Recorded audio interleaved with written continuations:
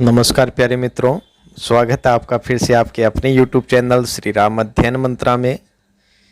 मैं आपका खागड़ सर और बात चल रही है अपने मुंशी प्रेमचंद के अध्याय दो बैलों की कथा और उसका तीसरा पार्ट।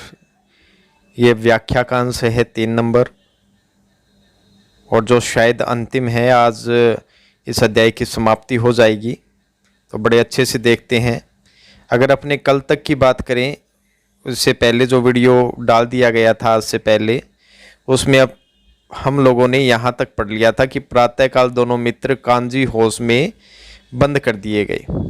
कांजी हाउस का अर्थ मैंने बता दिया, जहाँ पशुओं को, जो बेसहारा पशु होते हैं, उन्हें बांध कर रख दिया जाता है और जुर्माना देने पर ही उन्हें छोड़ा जाता है। तो आज चलते हैं परिच्छेद नंबर 4 पे। दोनों मित्रों को जीवन में पहली बार ऐसा साबिका पड़ा कि, देखो साबिका का अर्थ क्या होता है। साबिका, इसका अर्थ होता है लेना देना। मतलब ऐसा लेना देना पहले उनको कभी नहीं पड़ा था, या सरोकार कह सकते हैं कि भाई दोनों मित्रों को जीवन में पहली बार ऐसा लेना देना पड़ा कि सारा दिन बीत गया और खाने को एक तिनका भी न मिला। समझ ही में न आता था यह कैसा स्वामी है। इससे तो गया फिर भी अच्छा था। यहाँ कई भैंसें थी, कई बकरियाँ, कई घोड़े, कई गधे, पर किसी के सामने चारा न था। सब ज़मीन पर मुर्दों की तरह पड़े थे। कई तो इतने कमज़ोर हो गए थे कि खड़े भी न हो सकते थे। देखो इतनी बुरी हालत हो जाती है कांजी हाउस में। आपको न बंद कर दे, ध्यान रखना, ठीक है ना। सारा दिन दोनों मित्र फाटक की ओर टकटकी लगाए ताकते रहे, जो मुख्य दरवाज़ा था, पर कोई चारा लेकर आता न दिखाई दिया। तब दोनों ने दीवार की नमकीन मिट्टी चाटनी शुरू की, पर इसे क्या तृप्ति होती, क्या संतुष्टि होती। तृप्ति का अर्थ संतुष्टि होता है। रात को भी जब कुछ भोजन न मिला तो हीरा के दिल में विद्रोह की ज्वाला दहक उठी। मोती से बोला, अब तो नहीं रहा जाता मोती। चलो हीरा को भी देखो सबक मिला। और होता भी यूँ है, अंत में ईमानदार व्यक्ति होता है जो कुछ नहीं करना चाहता ना, उसके भी मन में विद्रोह आ जाता है जब अत्याचार अधिक बढ़ जाए, और यही भी होता ही है। मोती ने सिर लटकाए हुए जवाब दिया, मुझे तो मालूम होता है प्राण प्राण निकल रहे हैं। इतनी जल्द हिम्मत न हारो भाई, यहाँ से भागने का कोई उपाय निकालना चाहिए। आओ दीवार तोड़ डालें।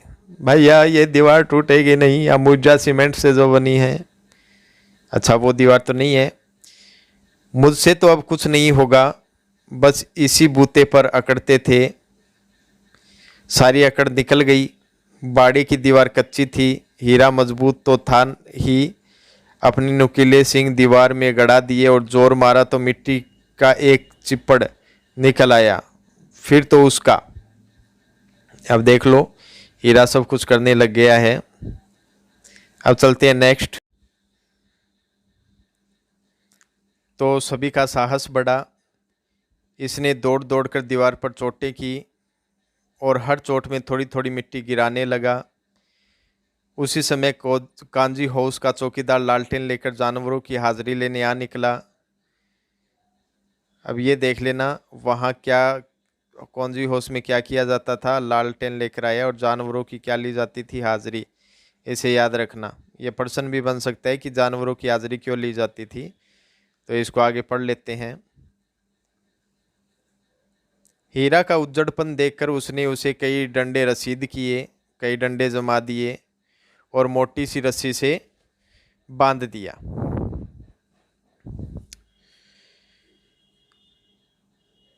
मोती ने पड़े पड़े कहा, आखिर मार खाई, क्या मिला। अपने बूते भर जोर तो मार दिया, मतलब जितना दम था, जितनी शक्ति थी उतना तो जोर लगा दिया।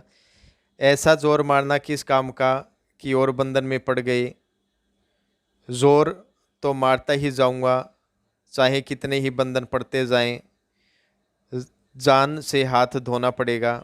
अच्छा, जान से हाथ धोना अर्थात मरना।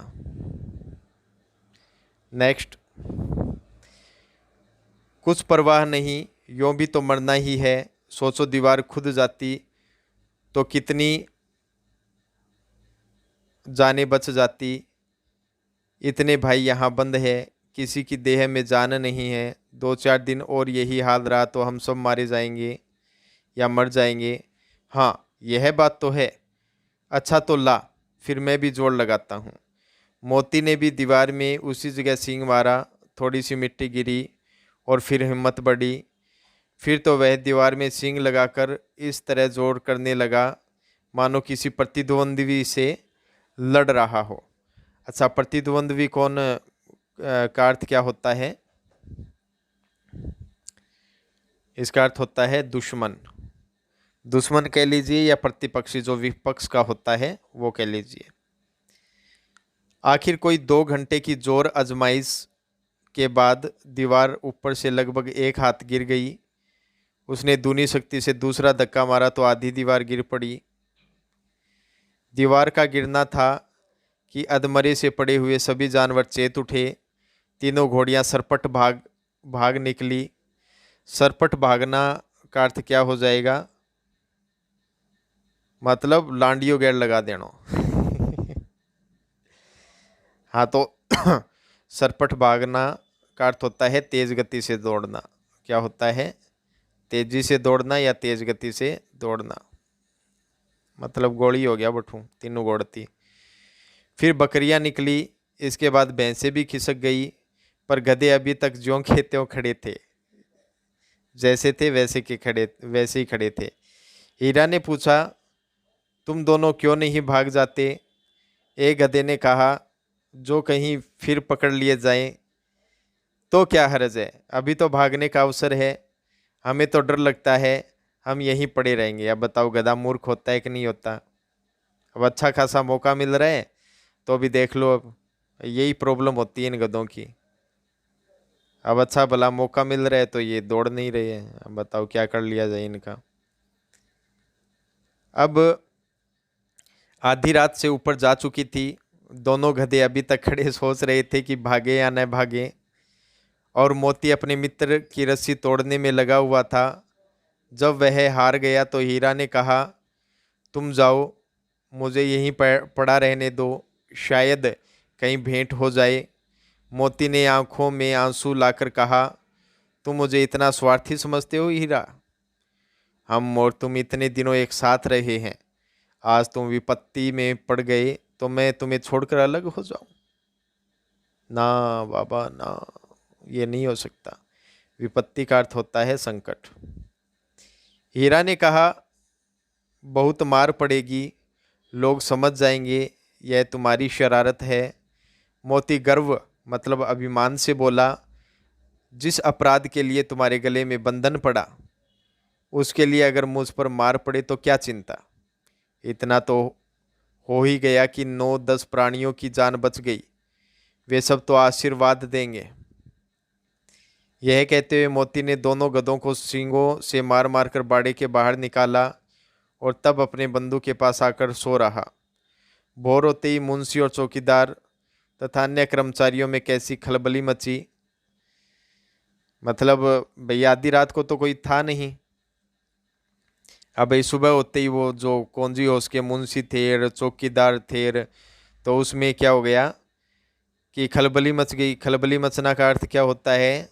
अफरा तफरी का माहौल। अफरा तफरी फैल गई थी चारों ओर। ठीक है, शोर मचाने लग गए थे, शोरगुल होने लग गया था। इसके लिखने की ज़रूरत नहीं, बस इतना ही काफ़ी है कि मोती की खूब मरम्मत हुई और उसे भी मोटी रस्सी से बांध दिया गया। अब भाई ये तो समस्या की बात ही है। 1 सप्ताह तक दोनों मित्र वहां बंधे पड़े रहे। किसी ने चारे का एक तृण मतलब एक तिनका, तृण का मतलब क्या होता है? तिनका। कितना बुरा हालत, देखो कितना मतलब अत्याचार किया जा रहा है। और पता नहीं होता भी होगा ऐसा, लेकिन कहाँ दिखाई देता है। हाँ, एक बार पानी दिखा दिया जाता था, यही उनका आधार था। दोनों इतने दुर्बल हो गए थे, कमज़ोर हो गए थे कि उठा तक न जाता था। ठठरियाँ निकल आई थी, मतलब हड्डियाँ निकल आई थी। एक दिन बाड़े के सामने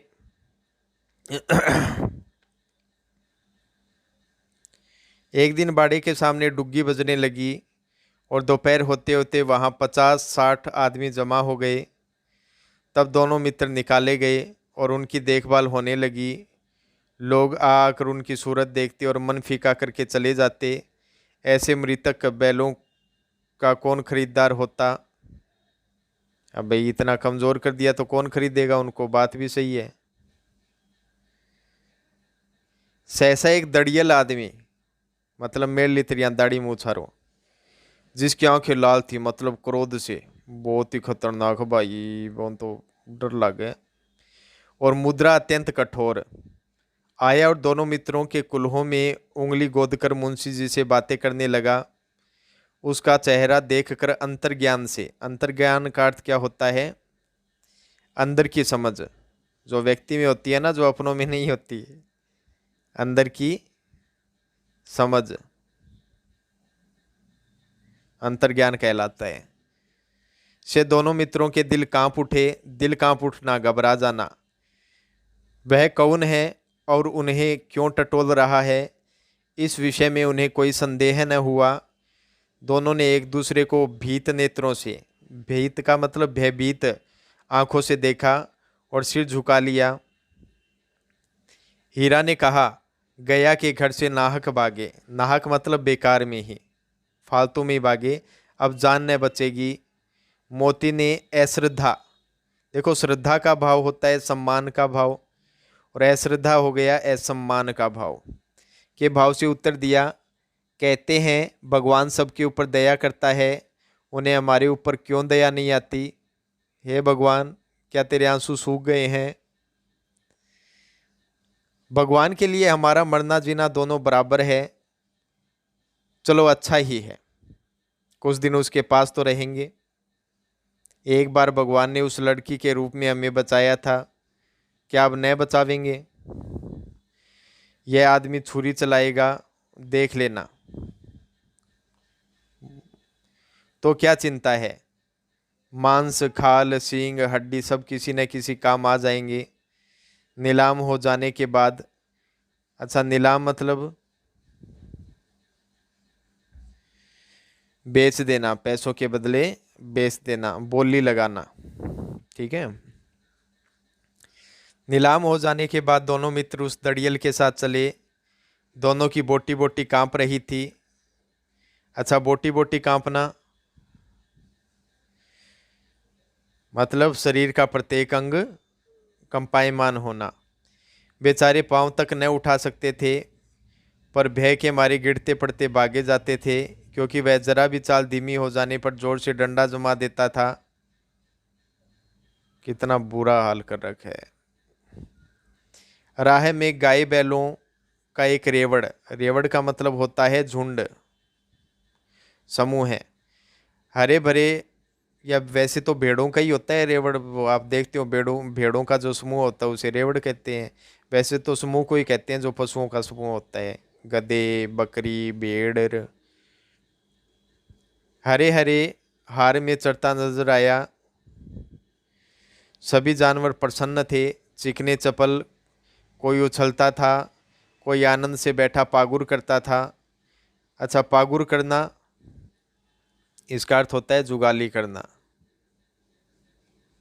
क्या करना, जुगाली करना। जो पशु खाना खाने के बाद में या भोजन करने के बाद में, चारा खाने के बाद में पेट से वापस, अमाशय से वापस मुंह में भोजन लाकर उसे क्या करते हैं, अपने दांतों से वापस पीसते हैं, फिर अंदर की ओर ले जाते हैं, वो पागुर करना होता है। कितना सुखी जीवन था इनका, पर कितने स्वार्थी हैं सब। किसी को चिंता नहीं कि उनके दो भाई बदिक के हाथ पड़े, कैसे दुखी हैं। बदिक कौन होता है, बदिक होता है कसाई। कौन सा आई, कसाई। सहसा दोनों को ऐसा मालूम हुआ कि यह परिचित राह है। हाँ, इसी रास्ते से गया उन्हें ले गया था। वही खेत, वही बाग, वही गांव मिलने लगे। मतलब सीधे सीधे हो गया, करण अर्जुन वाली बात हो गई।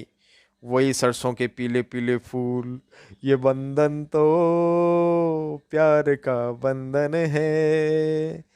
भाई मुझे लगता है ये हीरे मोती के नाम है ना, यहाँ पे कर्ण अर्जुन होने चाहिए थे। भाग अर्जुन भाग। वही बात है यहाँ भी। प्रतिक्षण, प्रत्येक पल, प्रत्येक समय उनकी चाल तेज होने लगी। सारी थकान, सारी दुर्बलता गायब हो गई।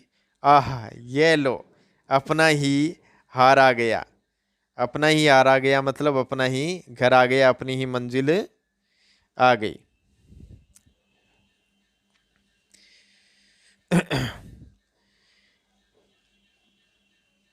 इसी कुएं पर हम पूर चलाने आया करते थे। यही कुआं है। पूर का मतलब जो चड़त से पानी खींचना और वो सब चीजें इसमें अंतर्गत आ जाती है, ठीक है ना। अब चलते हैं नेक्स्ट।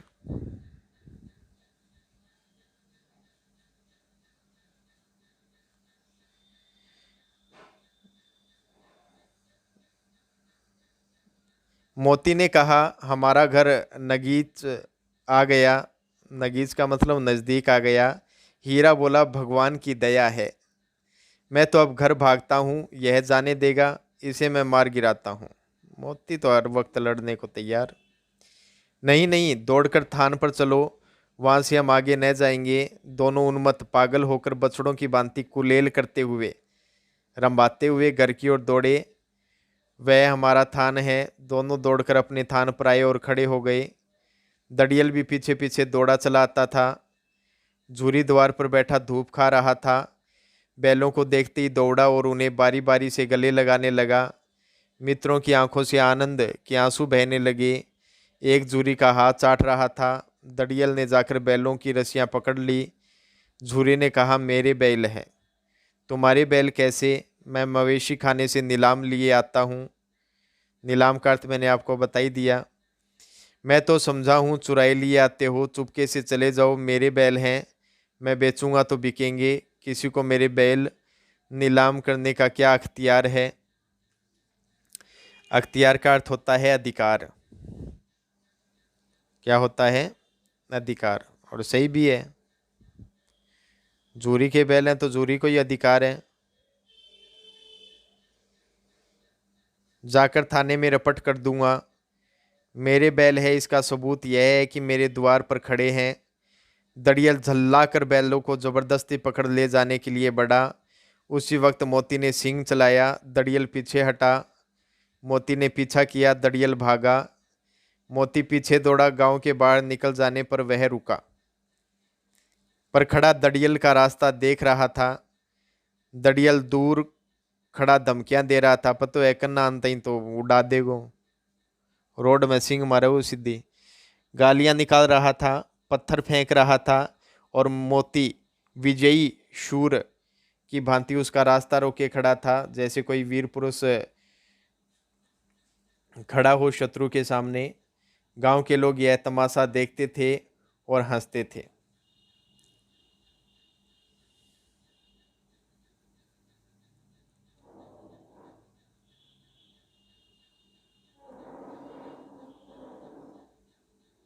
जब दड़ियल हारकर चला गया तो मोती अकड़ता हुआ लौटा। हीरा ने कहा, मैं डर रहा था कि कहीं तुम गुस्से में आकर मार न बैठो। अगर वह मुझे पकड़ता तो मैं बेमारे न छोड़ता। बेमारे मतलब बिना मारे। अब न आएगा। आएगा तो दूर से ही खबर लूंगा, देखूं कैसे ले जाता है, जो गोली मरवा दे।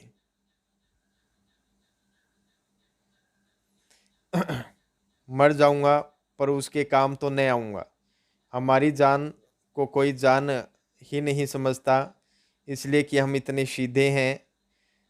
जरा देर में नांदों में खली, भूसा, चोकर और दाना भर दिया गया। वाह, मौज कर दी। और दोनों मित्र खाने लगे। झूरी खड़ा दोनों को सहला रहा था और बीसों लड़के तमाशा देख रहे थे। सारे गांव में उत्साह सा मालूम होता था। उत्साह का मतलब होता है उत्सव। क्या होता है? उत्सव। कोई जैसे त्योहार बना रहे हैं, क्योंकि दोनों वापस आ गए और मजे ले रहे हैं जिंदगी के। उसी समय मालकिन ने आकर दोनों के माथे चूम लिए। हाँ, अब तो क्यों करनी। चलो, ये साथियों आपका दो बैलों की कथा बहुत प्यारा, बहुत करुण, मित्रता से युक्त, और मित्रता में क्या करना चाहिए, क्या नहीं होना चाहिए, साथ छोड़ना चाहिए, नहीं छोड़ना चाहिए, अपने मालिक के प्रति स्वामी भक्ति रखनी चाहिए, ये सब बातें, ये सब शिक्षा अपने को मिलती है। अब देखो, हीरा और मोती दोनों फंसे पड़े थे कौंजी हाउस में, लेकिन दोनों वहां रह गए, लेकिन अन्य जो थे उनकी जान उन्होंने बचाई, मतलब परहित की भी शिक्षा यहाँ पर प्राप्त होती है। तो कुल मिला के प्रेमचंद जी का आदर्शवादी ये आदर्शवादी कहानी है, तो बहुत कुछ सीखने को मिला है। और अब अपने मिलेंगे नेक्स्ट चैप्टर में, नेक्स्ट वीडियो के साथ। तब तक के लिए श्री राम अध्ययन मंत्र को विदा दीजिए। जय हिंद, जय भारत साथियों।